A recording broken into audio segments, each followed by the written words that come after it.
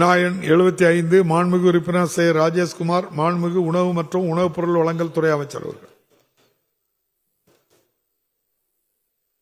மாண்புமிகு பேரவைத் தலைவர் அவர்களே, மாண்புமிகு பேரவைத் தலைவர் அனுமதியோடு திருத்திய விடையை அளிக்க விரும்புகிறேன்.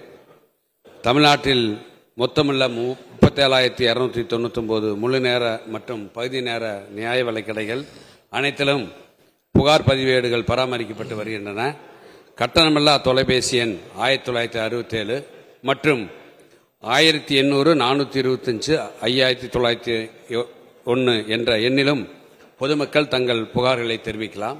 அது தவிர www.tamilnadu.pds.in என்ற இணையதளத்தின் மூலமாகவும் குடும்ப அட்டைதாரர்கள் தங்களது புகார்களை பதிவு செய்யலாம் என்பதை தெரிவித்துக் கொள்வதோடு, நியாய விலைக் கடைகளில் ஒவ்வொரு நியாய விலைக் கடையிலும் குடும்ப அட்டைதாரர்கள் தங்களது குறைகளை தொலைபேசியில் தெரிவிக்க ஏதுவாக நியாய விலைக் கடையில் உள்ள தகவல் பலகையில் உணவு மற்றும் உணவுப் பொருள் வழங்கல் துறை அமைச்சர், அரசு முதன்மைச் செயலாளர், உணவுப் பொருள் வழங்கல் மற்றும் நுகர்வோர் பாதுகாப்புத்துறை ஆணையாளர், மாவட்ட ஆட்சித்தலைவர், மாவட்ட வழங்கல் அலுவலர், துணை ஆணையாளர், உதவி ஆணையாளர், வட்ட வழங்கல் அலுவலர், தமிழ்நாடு நுகர்வோர் வாணிபக் கழக அலுவலர்கள் மற்றும் கூட்டுறவுத்துறை அலுவலர்கள் ஆகியோரின் தொலைபேசி எண்கள் இடம்பெற்றுள்ளன. இது தவிர்த்து குடும்ப அட்டைகள் தொடர்பான குறைகள் தீர்வுக்காக மாதந்தோறும் சனிக்கிழமை அன்று முகாம்கள் நடத்தப்பட்டு வட்ட அளவில் குறை தீர்க்கும் முகாம்கள் நடைபெற்று வருகிறது என்பதை மாண்புமிகு உறுப்பினர்களுக்கு தெரிவித்துக் கொள்கிறேன். மாண்புமிகு உறுப்பினர் ராஜேஷ்குமார். மாண்புமிகு பேரவைத் தலைவர் அவர்களே, தமிழ்நாடு முழுவதும் பொது விநியோக திட்டத்தின் கீழ் செயல்படுகின்ற நியாய விலைக் கடைகளில் புகார் பதிவேடு புத்தகம் வைக்கப்பட்டிருக்கிறது. அதேபோல் புகார் பெட்டியும் வைக்கப்பட்டுள்ளது. ஆனால் அந்த புகார் பெட்டியும் அந்த புகார் தகவல் ஏடும் அங்கே இருக்கின்ற விற்பனையாளர்களால் அந்த அந்த அலுவலகத்திற்கு முன்னால் வைக்கணும். அதே மாதிரி இப்போ ரேஷன் பொருள் வாங்கக்கூடியவங்க எல்லாம் வயசானவங்க வாங்க வருவாங்க, அந்த அளவுக்கு படிக்காதவங்களும் வாங்க வருவாங்க. அவங்களுக்கு நீங்க அந்த ஆன்லைன் மூலமாகவோ அல்லது தொலைபேசி மூலமாகவோ அதை கேட்கணும்னா ரொம்ப சிரமம். அதனாலதான் ஏற்கனவே தமிழ்நாடு முழுவதும் அந்த சமூக ஆர்வலர்கள், அதே போல் அரசியல் கட்சியினுடைய பிரதிநிதிகள் இவர்களெல்லாம் வைத்து ஒரு கண்காணிப்பு குழு ஏற்படுத்துவதற்கு ஒரு ஜிஓ இருக்கு. அந்த கண்காணிப்பு குழு இருந்திருந்தா இன்னைக்கு அங்க என்னென்ன தவறுகள் நடைபெறுகிறது என்பதை நாம் பார்க்க முடியும். அதே மாதிரி இப்போ தமிழ்நாடு முழுக்க இருக்கக்கூடிய நியாய விலைக் கடைகளில் எத்தனை அந்த புகார் பெட்டியின் மூலம் எத்தனை புகார்கள் வந்திருக்கிறது, அதேபோல் புகார் பதிவேடு புத்தகம் மூலம் எத்தனை புகார்கள் வந்திருக்கு என்பதை தாங்கள் மூலமாக கேட்டு அமைக்கிறேன். மாண்புமிகு அமைச்சர் அவர்கள்.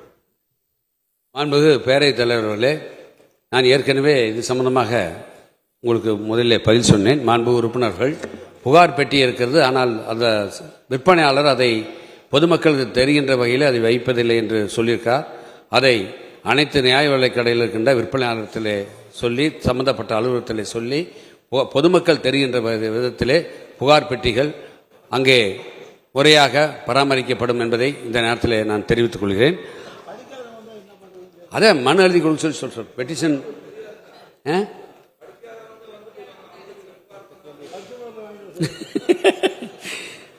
அதனால அத புகார் பெட்டி வைக்கப்படும்.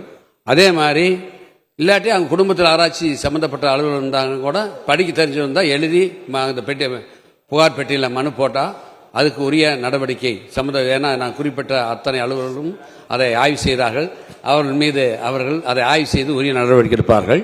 மாண்புமிகு முதலமைச்சருடைய அரசு பொறுப்பேற்ற முன்பு இதுவரை நியாய விலைக் கடை தாமதமாக திறத்தல்ல 11,471 புகார்களும், அத்தியாவசிய பொருட்கள் கூடுதல் விலையில் விற்பனை செய்ததாக 2,463 புகார்களும், அத்தியாவசிய பொருட்கள் உரிமை அளவிற்கு வழங்க மறுத்தல் 19,756 புகார்களும், நியாய விலைக் கடையில் சேவை குறைபாடு 4,586 புகார்களும், நியாய விலைக் கடையில் அத்தியாவசிய பொருட்கள் இருப்பின்மை 1,663 புகார்களும், அதே மாதிரி தரக்குறைவு சுமார் 1917, இதர இனங்கள் 40,352, மொத்தம் 97,535 புகார்கள் பதியப்பட்டு நடவடிக்கை எடுக்கப்பட்டது.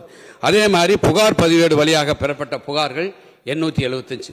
எனவே மாண்புமிகு உறுப்பினருடைய கோரிக்கை ஏற்று பொதுமக்களுக்கு தெரிகின்ற வகையிலே அந்த புகார் பெட்டிகள் அங்கே வைத்து பராமரிக்கப்படும். அதன் அடிப்படையில் அந்த துறையினுடைய அலுவலருக்கு நாங்கள் அறிவுரை கூறி யார் புகார் தெரிவித்தாலும் அதன் மீது உரிய நடவடிக்கை எடுப்பதற்கு அரசு நடவடிக்கை எடுக்கப்படும் என்பதை இந்த நேரத்தில் தெரிவித்துக் கொள்கிறேன். மாண்புமிகு உறுப்பினர் ராஜேஷ்குமார். மாண்புமிகு பேரவைத் தலைவர் அவர்களே, ஒரு ரேஷன் அட்டையில 5 வகையான குறியீடுகள் வச்சிருக்கீங்க. NPHH, PHH, அதே மாதிரி AAOன்னு 5 வகையான குறியீடுகள் இருக்கு. இப்ப எங்களுடைய மாவட்டத்தை பொறுத்தவரையில் இப்ப ஏழைகளுக்கு மருத்துவம் பார்க்கணும்னா பக்கத்தில் இருக்கக்கூடிய கேரளாவுக்கு தான் செல்லக்கூடிய ஒரு சூழ்நிலை இருக்கிறது. அப்ப NPHH கார்டு அவங்க உண்மையிலே அந்த கார்டு PHH இருக்கணும்னு சொன்னா அதுக்கு அந்த குறியீடை திருத்துவதற்கு இங்க கமிஷனர் அலுவலகத்தில் தான் அதை லாகின் பண்ணி அதை மாற்றக்கூடிய ஒரு சூழ்நிலை இருக்கு. அதற்கு எங்களுடைய மாவட்ட ஆட்சித்தலைவர் அவர்களுக்கு அந்த அதிகாரத்தை வழங்கப்படுமா என்பதை உங்களிடம் வழங்கப்படுமா என்பதை கேட்பதோடு எத்தனை, அதாவது முழு நேர ரேஷன் கடைகள், எத்தனை பகுதி நேர ரேஷன் கடைகள், எத்தனை குடும்ப அட்டைகள் தமிழகத்தில் வழங்கப்பட்டன என்பதை தாங்கள் மூலமாக கேட்டு அமைகிறேன். மாண்புமிகு அமைச்சர் அவர்கள். மாண்புமிகு பேரவைத் தலைவர்களே, மாண்புமிகு உறுப்பினர் அவர்கள் முன்னுரிமையற்ற குடும்ப அட்டைகள் NPHS PHS முன்னுரிமையுள்ள குடும்ப அட்டைகளாக வகை மாற்றம் செய்ய வேண்டும், அதை மாவட்ட ஆட்சித்தலைவருக்கே அதிகாரத்தை கொடுக்க வேண்டும் என்று ஒரு கோரிக்கை வைத்திருக்கார்.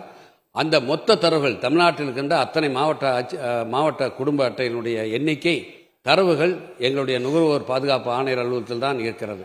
எனவே அந்த தரவுகளை மாவட்ட ஆட்சித்தலைவர்களுக்கு ஒப்படைப்பது சிரமம்.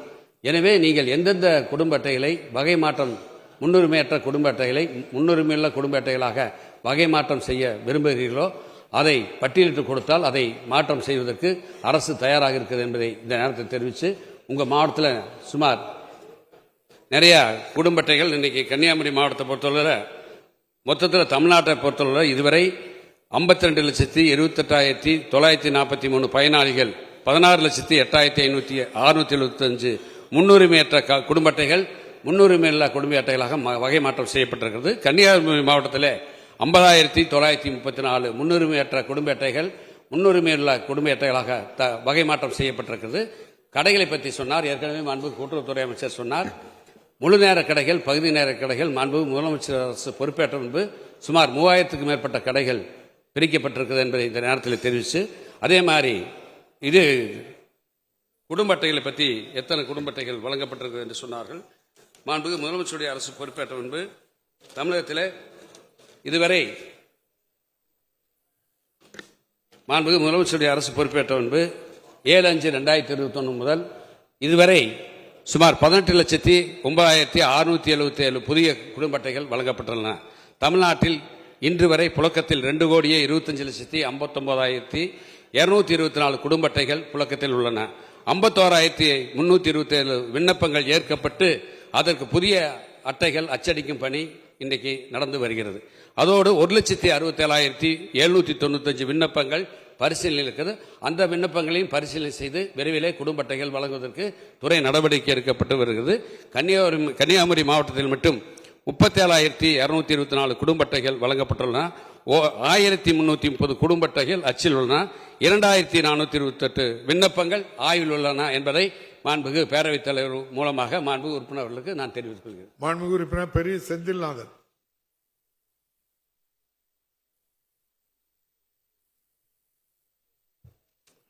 மாண்புமிகு பேரவைத் தலைவர் அவர்களே, சட்டமன்றத்தினுடைய எதிர்க்கட்சித் தலைவர் அண்ணன் எடப்பாடியார் அவர்களை வணங்கி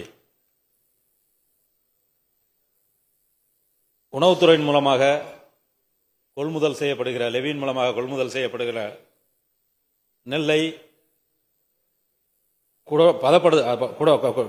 நெல்லை வைத்திருப்பதற்கு குடோன்களின் மூலமாக வைத்திருக்கின்றார்கள்.